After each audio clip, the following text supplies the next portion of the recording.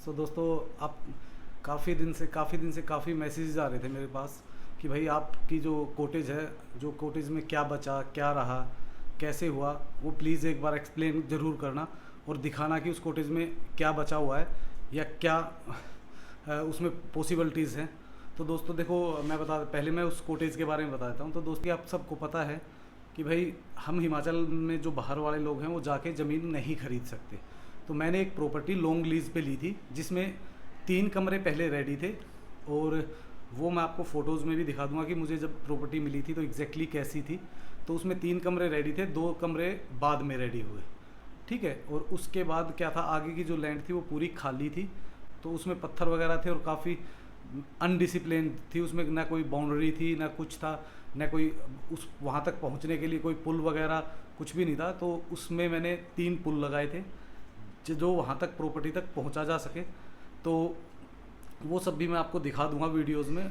तो एक्चुअल में क्या हुआ था, तो उसके बाद मैंने उसको डेवलप करना स्टार्ट किया। उसमें सब किचन मैंने बनाया, उसके बाद मैंने उसमें स्टोर रूम बनाया, किचन के साथ में ही स्टोर रूम बनाया, स्टोर रूम के साथ ही मैंने स्टाफ टॉयलेट बनाया। उससे अलग मैंने 3 टॉयलेट और 2 बाथरूम अपने कोटेज के लिए, जो कैंप्स थे हमारे उनके लिए बनाए, प्लस 8 टेंट्स लगाए थे जिसमें प्रॉपर बेड वगैरह, आपका पूरा कारपेट्स वगैरह, हर चीज़ प्रॉपरली थी, लाइट वाइट का सब का इंतज़ाम बिल्कुल प्रॉपर था। और उसके बाद मैंने पूरी वुडन की फेंसिंग की, और उसके बाद जो भी उसकी रिक्वायरमेंट थी मेरी तरफ से, दोनों तरफ से गेट लगाए गए प्रॉपर। मतलब एक बहुत बहुत ये जो कहना, मतलब जो मैं आपको 4 लाइन में समझा रहा हूँ ना, इस पूरे प्रोसेस को करते हुए मुझे लगभग 4 साल लग गए थे। तो मतलब वो प्रॉपर्टी जो थी वो लीज़ पे थी, बट उसमें लगभग 17 से 18 लाख रुपए मेरे लगे हुए थे। और जैसे ही मतलब मैंने स्टार्ट किया था तो नेक्स्ट ईयर में ही कोरोना आ गया था।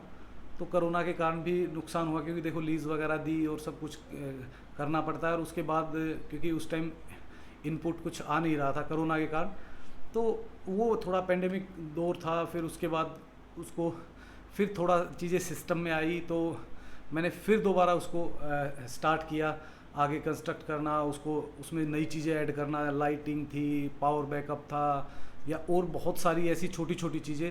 मतलब आप ये मानिए हर चीज़ मैंने अपने हाथ से लगाई हुई थी। तो जैसे आप फ़ोटोज़ देखोगे ना, आपको पता चल जाएगा एग्जैक्टली कि भाई मुझे क्या मिला था, फिर क्या किया। उसके बाद फिर पेंडेमिक में भी मतलब मेरा टोटल, अगर आप मानो तो अप्रोक्सीमेटली मतलब अगर कोरोना वगैरह को भी काउंट करते हैं तो 24-25 लाख रुपए का नुकसान हुआ। तो हमने सोचा था कि चलो ठीक है, रिकवर हो जाएगा कोरोना का, कोई ऐसी प्रॉब्लम नहीं है कि भाई बिज़नेस चलेगा, कोटेज रन होगी तो वो रिकवर हो जाएगा। लेकिन जैसे ही कोरोना से हम उभरने के बाद फिर ये हुआ। और बेसिकली मेरी जो कोटेज थी ना, वो रिवर के पास में नहीं थी। मेरे कोटेज के आगे कैंप्स थे, कैंप्स के आगे खाली ग्राउंड था, ग्राउंड के आगे एक और कोटेज थी, उसके आगे एक रेस्टोरेंट था, और फिर वो थी।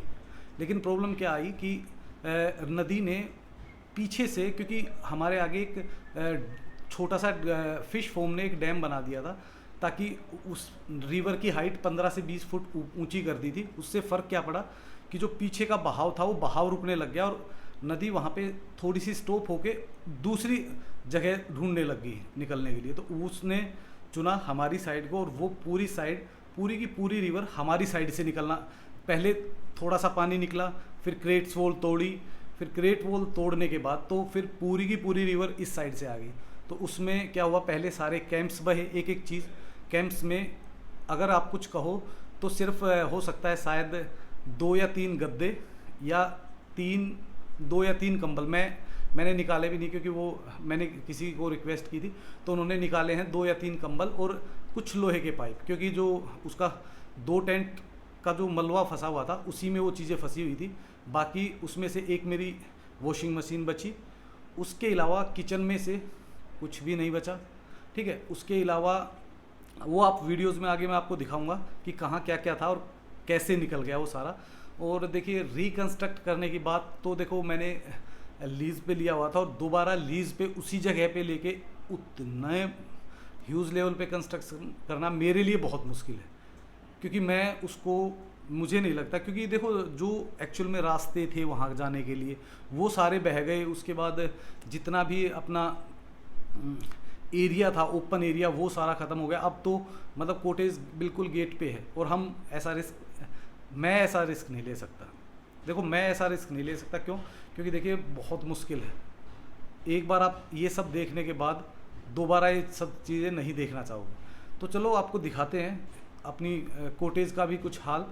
और देखिए जो वो पीरियड था ना, वो 4 साल का, हम मतलब मैं, मेरा स्टाफ, मेरे से जुड़े हुए लोग, हम हाथ से पेंटिंग करते थे, लकड़ियाँ हाथ से काट के खुद लगाते थे, कहीं बोर्ड लगाए थे, कहीं वो लगाया था, फिर अपना जो कारपेंटर था उसका सहारा लिया, फिर सारी फेंसिंग की, 2 गेट्स बनाए, 1 2 3 4 4 हमने पुल बनाए नए।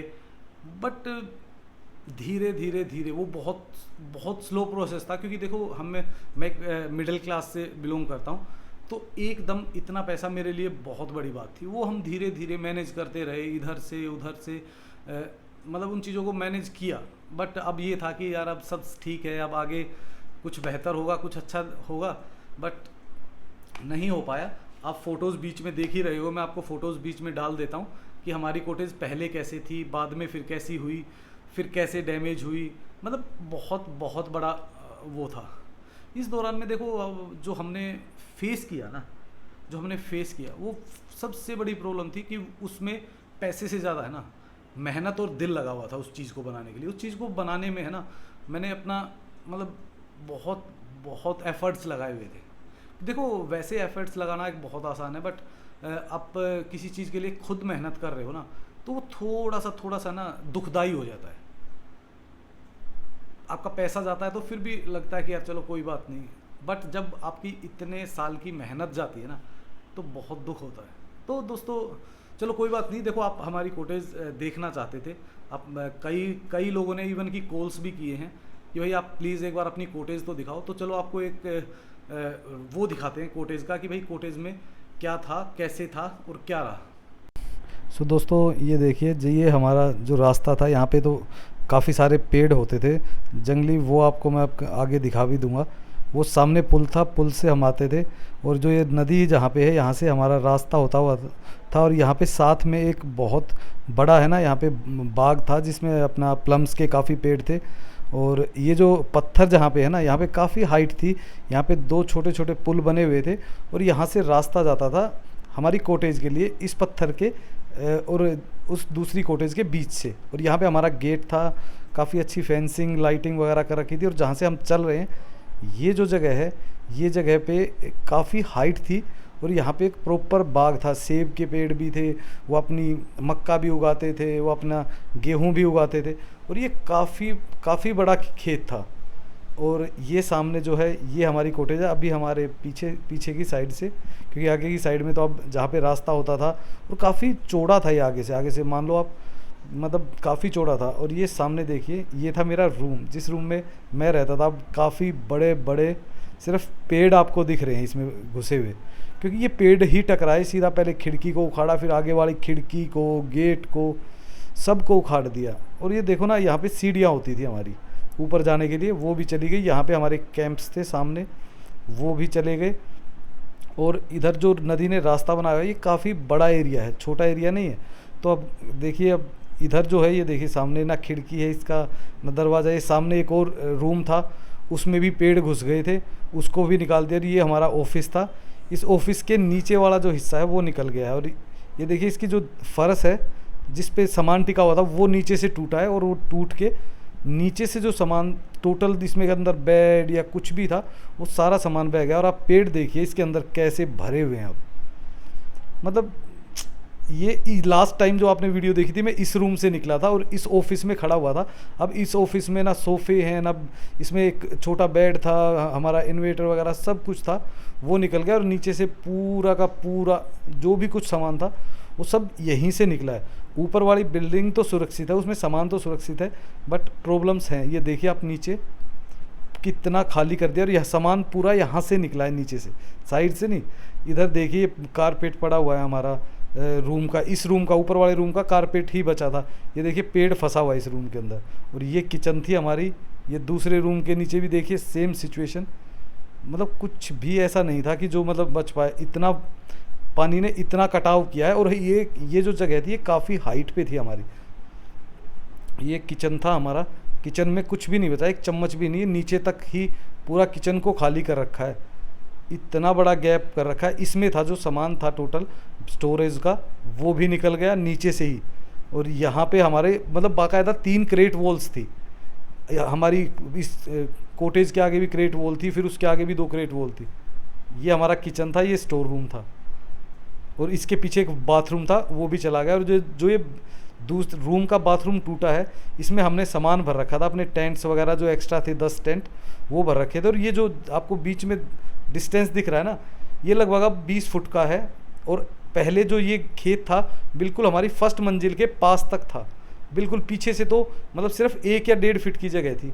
ये देखिए, ये हमारा स्टोर था जो टूट के पीछे से निकल गया।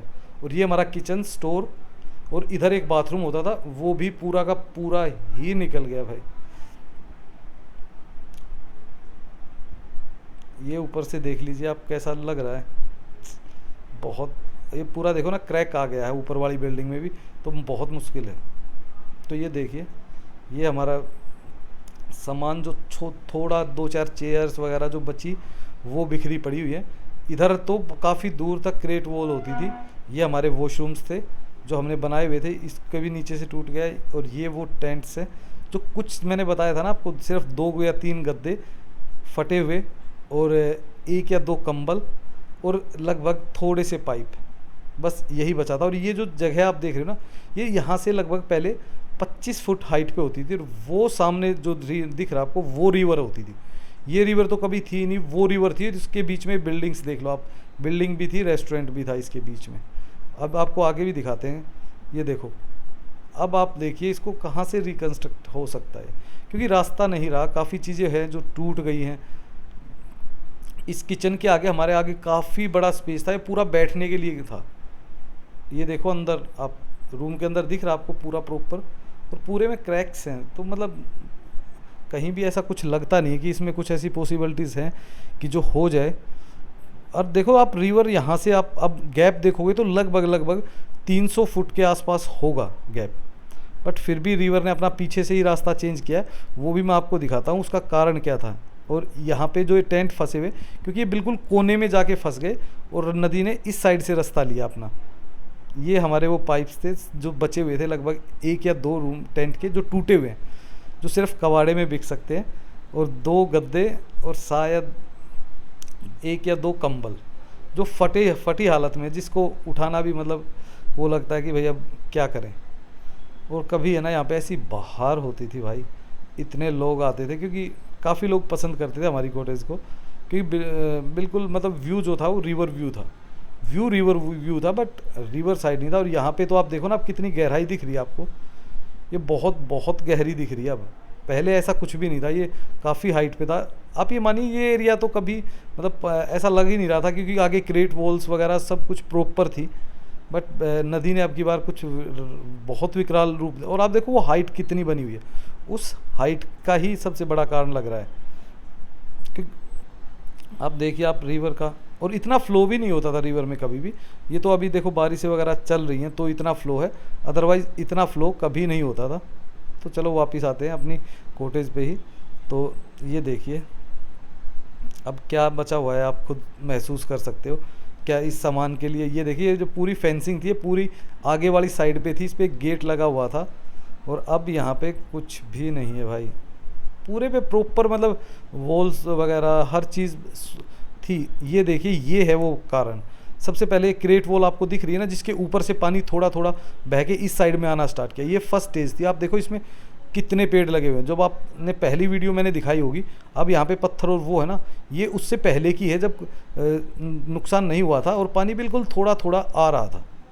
उसके बाद ये जो क्रेट वॉल है ये टूट गई थी, और इसके टूटने के बाद जो तहलका मचा है ना, वो बिल्कुल ही मतलब रिवर ही इधर से आ गई। नहीं तो रिवर ये है जब बिल्कुल रिवर फुल उफान में थी 9th को, और ये लग रहा था कि चलो ठीक है पानी आ गया। जब हमारे कैंप्स में पानी आया तो सिर्फ इतना पानी था, लेकिन जब बाद में वो पानी बढ़ा ना, उसने तबाही मचा दी भाई, उसने तबाही। क्योंकि देखो आगे पानी के आगे थोड़ा सा भी अगर रुकावट आती है तो पानी कहीं ना कहीं से निकलेगा अपना रास्ता। देखो आप पेड़ कितने पेड़ दिख रहे हैं आपको इस एरिया में, और इधर देखिए खेती है, प्लम्स के पेड़ हैं, जंगली पेड़ है, सब कुछ है, बट कुछ भी नहीं है भाई। अब यहाँ पे आपने देखा होगा बिल्कुल एक चौड़ी सी रिवर बह रही है, और जबकि रिवर का यहाँ से कोई लेना देना नहीं था कभी। एक मेरे ख्याल से बहुत बहुत पहले आई थी 95 में, जब मनाली में आई थी और हर जगह आई थी। लेकिन ये देखिए भाई अब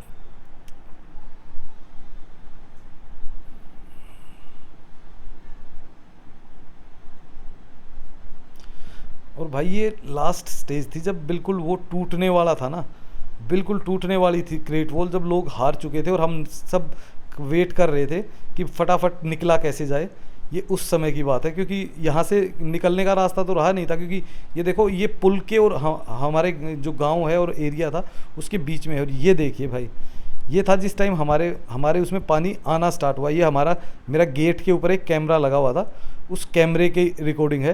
तो मतलब पानी ने एकदम इतना पानी आना स्टार्ट हुआ, लगभग ये उस टाइम के 4-4.5 फुट का पानी था। और फिर ये पानी आता रहा इस स्टेज पे रहा, और फिर अचानक एकदम वो पीछे से क्रेट वॉल टूटी है।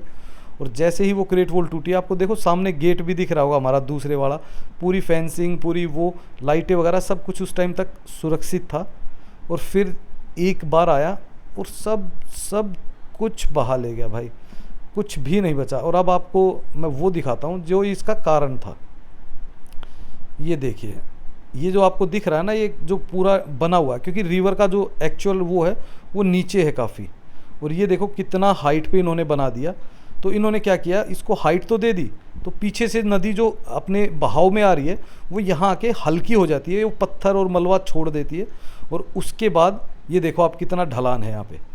तो यहाँ पे आके वो मलबा जमा हुआ, और वो पूरा का पूरा मलबा जमा होने के कारण नदी ओवरफ्लो होने लग गई। और वो क्रेट वॉल से हर जगह से जहाँ से भी उसे मिला ना, वो वहाँ से निकलने लगी। और देखिए हमारी कोटेज कहाँ पे है, आगे दूसरी कोटेज है, बीच में कितना गैप है, और उसके बाद रिवर है।